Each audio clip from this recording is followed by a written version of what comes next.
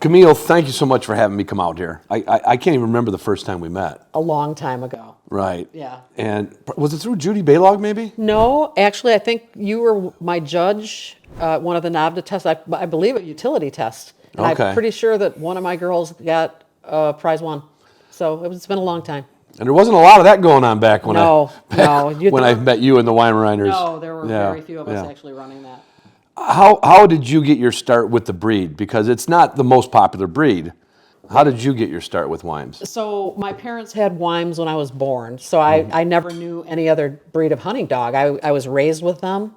Literally born in a crib with a Weimaraner Correct. litter. Correct. Just pretty much in a whelping you were box. basically I was in a whelping box with Weims. Your mom's crib was a whelping box that she much. wasn't using. Yes. Okay, we've established that. But that wasn't even the first Weimaraner in your family. No. It goes back well before you were born. So yeah, my parents had Weims. I'd have to actually look at the paperwork. I actually have it, the pedigrees on those dogs, and I want to say they were born early 50s. Right. You know, my mom was big into obedience. She loved to do that stuff. They both hunted. Right. But she trained the dogs, and they did all that stuff with them. But again, we always had Weims, though. I had Weims until I was in college. Right. I would guess, though, you've probably seen, I don't want to just say a lot of different Weims, but over the decades of being around them, what's their highs and their lows? So they got really, really popular like late 50s, early 60s, and it was just like going from a few hundred Weims to like thousands of Weims. Backyard bred like crazy. Right. Oversold to everybody, into homes that they shouldn't have been, not hunting homes, and they're a high energy dog. Yeah. And they need to be in hands that people aren't just going to try to make money out of them.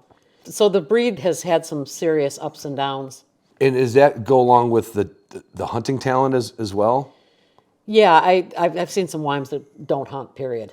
You know, So I mean, somewhere along the line there was enough generations of people that didn't hunt.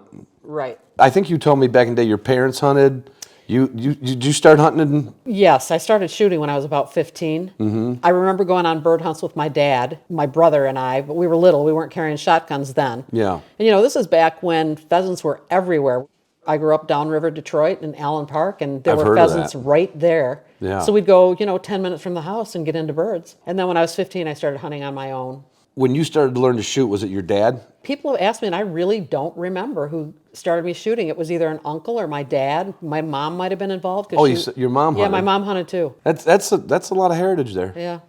When it got into the teenage, college, work, career years, were you still with the dogs? Once I went off to school, Yeah. they still had a Weimaraner, and I can remember when that dog passed that they called me because it was, I'd done 4-H obedience with the dog and hunted the dog, and he, we had a very special connection, that dog and I.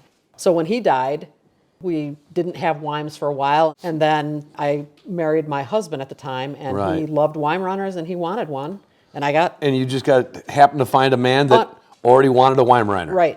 He did not know of my background in Weims. We just never talked about it. When he decided he wanted a Weimaraner, I tried to find the best breeder I could and actually found her ad in Michigan Outdoors. Her name was Cody. This dog was right out of the box. Incredible hunting dog. Took her all through the hunt test system. I never did NAVDA with her because I just didn't know about it at the time. Well, there was probably very little activity. Right. And I didn't know anything about NAVDA back then. This is a long time ago. Yeah. Now, I do know when I met you, I was a little intimidated because of your lifelong career. Yes. You were a Michigan State Trooper. Yes. And you married a state trooper. Yes. Does that happen a lot in the academy, or is it forbidden? Yes. It does. Yeah, you find, well, again. You go through boot camp and all of a sudden you fall in love? No, it wasn't like that. I mean, I actually was his boss, if you want to know the truth. So, really? Yeah, and we met on the job. Right about the time we started dating, I got promoted to lieutenant and went off to be a post commander, and he went into narcotics, and so we went different directions, but we were still together, so we were not really at the same post. Right. How does that work, like the ranking with a trooper? Well, everybody who is a Michigan State police officer comes in as a trooper. It depends on what path you want to take. Like I got promoted as a detective, and I stayed a detective for about 10 years, and then I transferred back out to the uniform division, still as a sergeant. And then after I was a sergeant for quite a few years there in uniform division, I decided I would put in to be a post commander, and that's what I did. And then you got the dog. You got the Yeah, the dog came.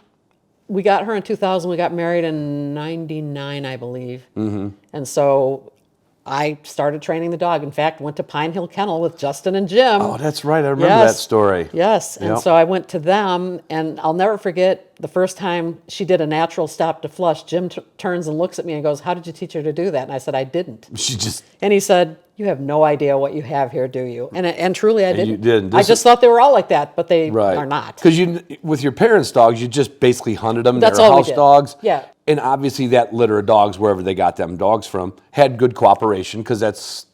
Now that I know what I know, they were very well-bred dogs. I mean, Yeah. they had dual champions as sires and, really quality Yeah. bloodlines.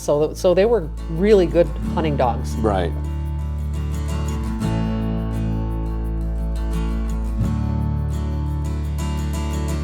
What was your path to becoming a breeder and being this involved with the breed? Because your name is synonymous with this breed of dogs. Well, I have extensive experience in the equine world. I showed Arabian horses for many, many years. I competed at the national and regional level. I also had a breeding farm. So I kind of gravitate So towards... animal husbandry. So, yeah, exactly. So working with animals and training my own animals is something that I was no stranger to. I Right. started training my own horses when I was a kid. My mom was very involved in the horse world too. So we were like kind of partners in that whole thing. Wow. So they would be born on my farm. Wow. And I'd get them to the 2-3-year-old mark, and I'd start them under saddle, and then I'd move that one on. So, How much of that transferred to the training the dogs? a lot, because you know not to take it too fast. Some people do way too much too soon, and it really affects the dog and their development. I mean, they Right. have to have yard obedience. We all know that. They have to understand here means get over here, Yeah. just to make sure the dog's safe. Right. And you can see people do too much too soon, and the dog's natural ability is, I think, reined in that way. And of course, obviously, we know they can mask anything with obedience. Correct. But it's nice if you can work with their natural cooperation and take them at the right speed So through training. I do things different with natural ability myself. Okay. Like they'll have yard obedience, but I don't do a whole lot of hardcore training for that test. I make sure they swim. Right. I put them on a couple of tracks, but I hunt them. Most of my dogs don't know whoa. Well, not at a young age. No, but some people go in with a fully trained dog. Oh. And my way, because I'm a breeder, I want to know what I have that's natural Right. and what's trained. Right. Because there's a big difference.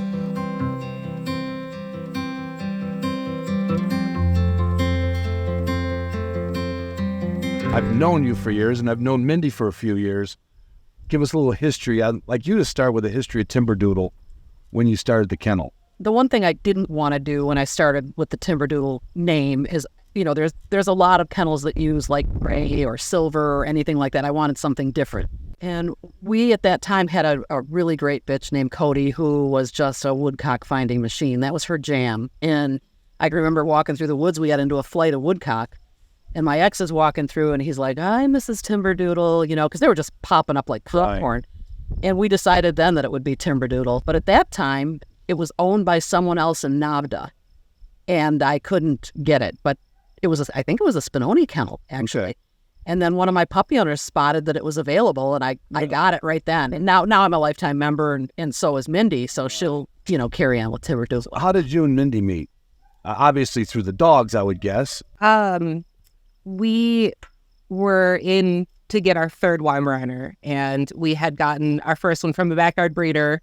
Our second one we got from a well-known breeder on the West Coast. Mm-hmm. And our third one, I wanted something that those other two dogs didn't have. And What were they lacking, would you say? the first one was just completely lacking all natural ability. Like, she figured it out eventually, but then, she died just in time to have it all figured out finally. Was not a phenom.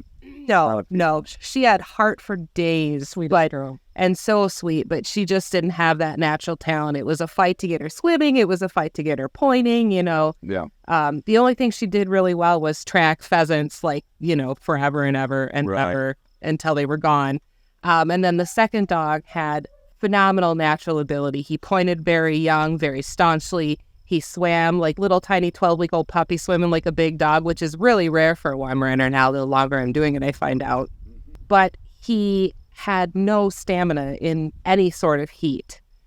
So we weren't ever able to really compete with him because we would take him out on like a test day in August, and he would just have no search because it was too hot. I'm not doing this. So I wanted to put the heart of the first dog into the natural ability of the second dog, and I knew through other people in the wine world and through seeing Camille's dogs, compete in NAVDA that she had what I was pretty sure was what I wanted. So how did you actually hear about Camille? Just word of mouth, or? We were referred to her from the breeder of the second dog. Gotcha. Yeah. So what was that introduction like? A phone call between you two? Were you like, who's this lady calling me up? No, I knew about her and Drew, from their social media presence, but I had never met them. And I knew that they had a dog from a friend of mine, a very good friend of mine on the West Coast.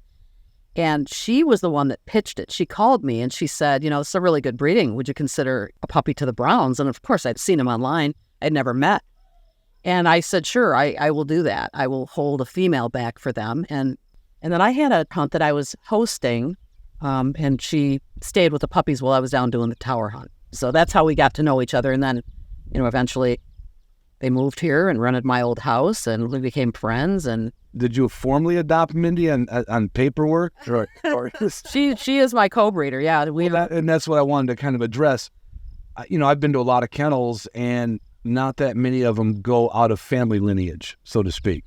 How long did it take you to know that Mindy was the right fit to kind of keep the Timberdoodle line going on? Well, her first litter was actually under her kennel name. Okay. Now, keep in mind, we were neighbors. Right. So finally, one day I just said to her, well, how come you never wanted to be, part of the Timberdoodle? And she's like, well, I would never presume. And I'm like, because at that point in time, our breeding philosophy is it's almost identical. Spent enough nights talking over a glass of wine of what you like. Yeah, pretty much. We had hunted together. We knew each other. And I can't think of anyone better to leave it all in her hands. Right. She's going to do the right thing. For did you have it in the back of your mind ever that? No, I never. I just kind of thought, I got this friend, she's got hers, I got mine. Yeah, I was really shocked when she presented it to me. I was like, well, this is like an honor, because I had been admiring and following her dogs for so many years. But then to find out that we were so much alike, like we have the same weird sense of humor, we get along, we're just always on the same page as far as like when we're out training. Like we don't really have to talk things through. We just know what we're doing. Right. When we're whelping a litter together, she doesn't have to like bark orders at me. I just get what she needs and do it. So it only made sense for me to not pursue a whole nother kennel. Right. So where is Timberdoodle Kennels going? And not as far as the direction's the same. What's your vision, or what's your kind of hopes and dreams for Timberdoodle? So this is an interesting question because they've gone through some terrible times. People have bred for all the not good reasons. Right. Just loved the looks, Sesame Street dogs. The calendar dog, that was a big one. Right. Everybody got them thinking, they're so cool. Well, they're hunting dogs, or they were. Right. There's some that wouldn't hunt today, to save their soul. I just want to breed dogs that I'm happy to hunt behind. I want to breed a litter of puppies, no matter if I'm selling them all or keeping one, that I'm like, damn, I wish I wasn't selling these all. I wish I was keeping one of these. And we actually had that happen last year. Or 2 years ago, they're two now. We bred a litter, and they're just so phenomenal. We love them so much. We're repeating it so that we can keep one. We have make that two favors to ask you. If you like the content you've been watching, please hit the like and the subscribe button. And wish me luck. We're going grouse hunting.